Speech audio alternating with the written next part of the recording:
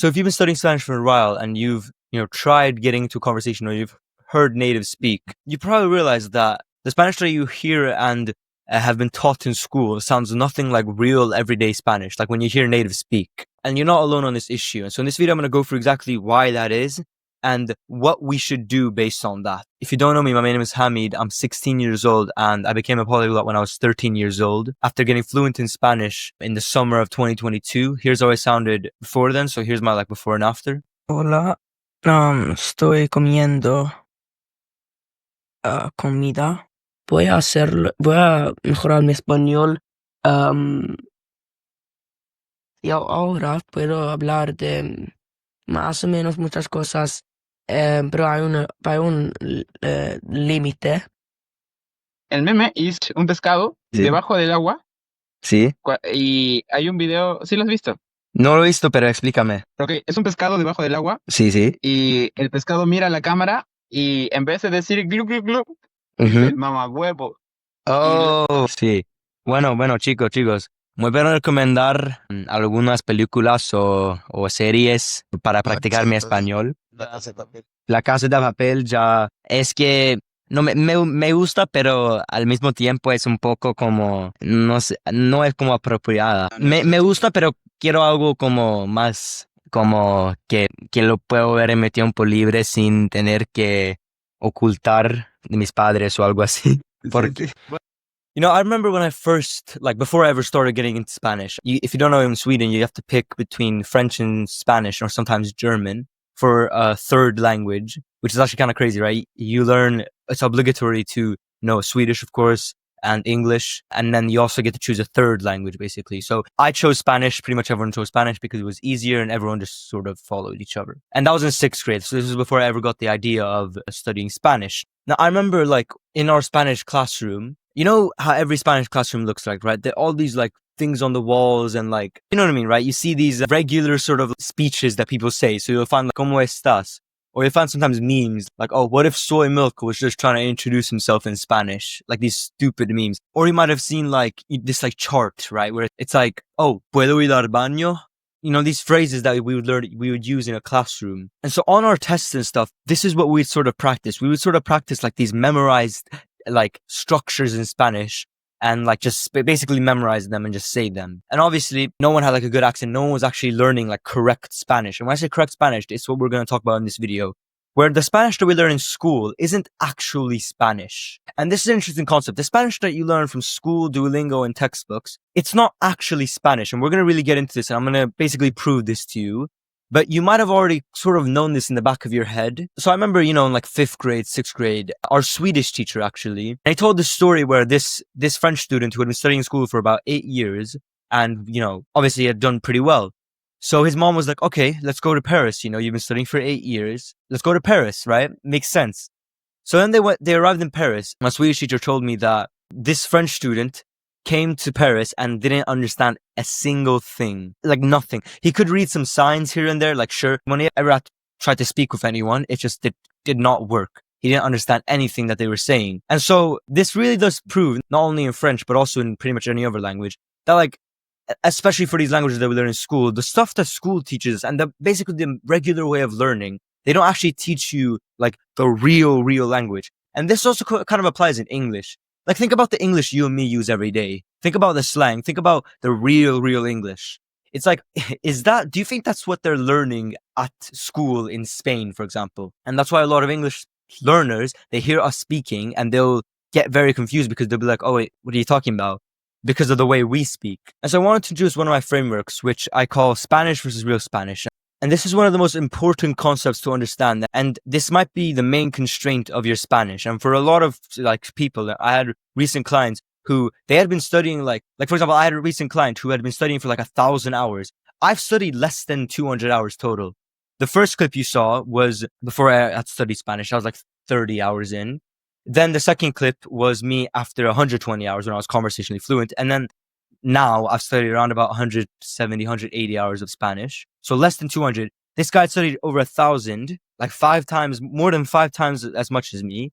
And he still was struggling with conversation sort of. And that's because of this specific concept, Spanish versus real Spanish. So most people learn Spanish the conventional way of memorizing their ABCs, flashcards, Duolingo, school. And this is genuinely why most people never succeed. This is like one of the most common constraints I see in people's Spanish. And one of the reasons why I actually was able to get fluent like very quickly compared to the normal sort of research. And just luckily I realized this beforehand. So it honestly like pisses me off because we waste so much of our time on methods that just waste our time. The reason why they waste us time is because real world Spanish is different to what school has been teaching us. You probably already know this. You've realized this in the back of your head, but it's never really been like said to you. Like no one actually like talks about it, but it's there. Like you can clearly notice it. Like, okay, how do Spaniards actually speak Spanish? Right? First, let's just get this out of the way. Do they say, hola, yo hablo español? No. Firstly, no. Right? The base level is they speak with correct vowels. They actually pronounce the letters correctly. All that. That's like basic level, okay? And school somehow didn't teach that.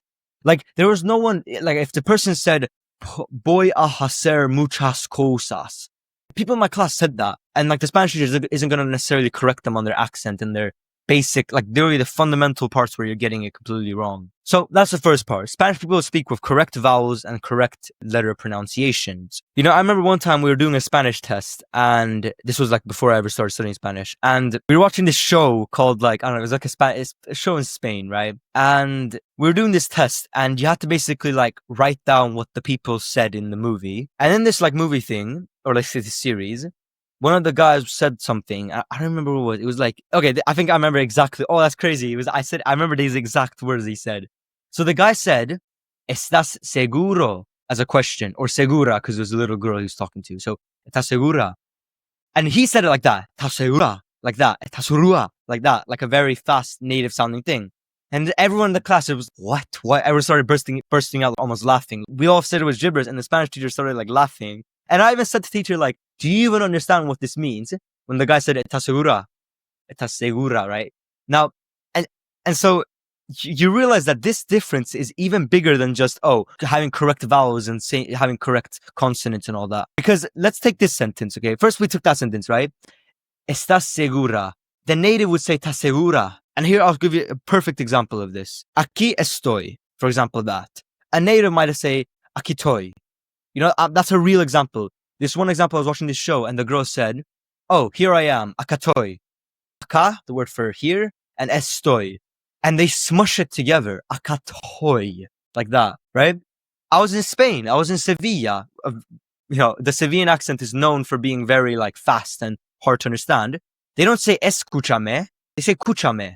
Like they drop this es in the beginning to say it faster. In a sentence like, es que hay muchos problemas. That's a normal sentence, right? The thing is, there are a lot of problems. A native might say, es que hay mucho problema. Like, I'm not even lying. You probably know this. If you've heard real natives, like conversations, that's how they sound. And when you add slang to this and, you know, daily conversations of like people saying it in the background, it almost becomes like an impossible feat to understand real fast Spanish because we haven't been studying this. And so real Spanish firstly has vowels and the correct vowels. So a, e, I, u, o. But mainly, they speak faster, and they do this by dropping letters and combining words, pretty much. So dropping letters, a lot of people will drop the S's. If they're not going to drop the S's, like if they don't drop S's, they'll 100% combine words and speak even faster.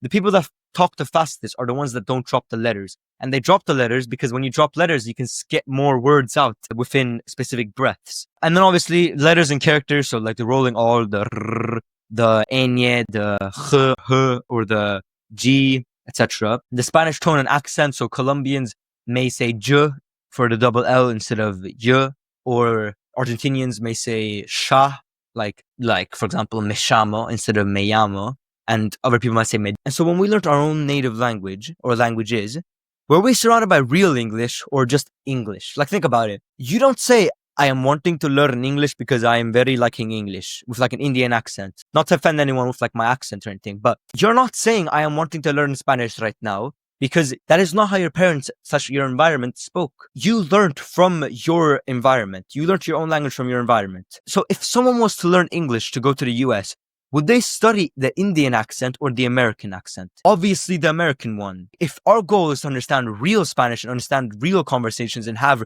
native conversations with actual natives, would we study the classroom Spanish? No, right? So then it makes no sense for us to study the non-native accents, that speech, because we simply are not interested in learning it, because you simply get better at what you do. So if you were to learn, for example, like the verb escuchar, it would make way more sense for you to learn it like escuchar, because that's what you're going to hear IRL. Like in the real world, you will not hear ¿cómo estás? Like you will not hear hermano, ¿cómo estás? Like no, you're not going to hear. You're going to say, you're going to hear ¿cómo está? You're going to hear like, oh, ¿cómo vas, parce? Like in Colombia. In Mexico, you're gonna hear like "que onda way." Like it's not what you learn in the classroom that is in real life. Real life Spanish is not the same. So when learning Spanish, we're gonna learn the real IRL Spanish, not "Hola, me llamo Juan."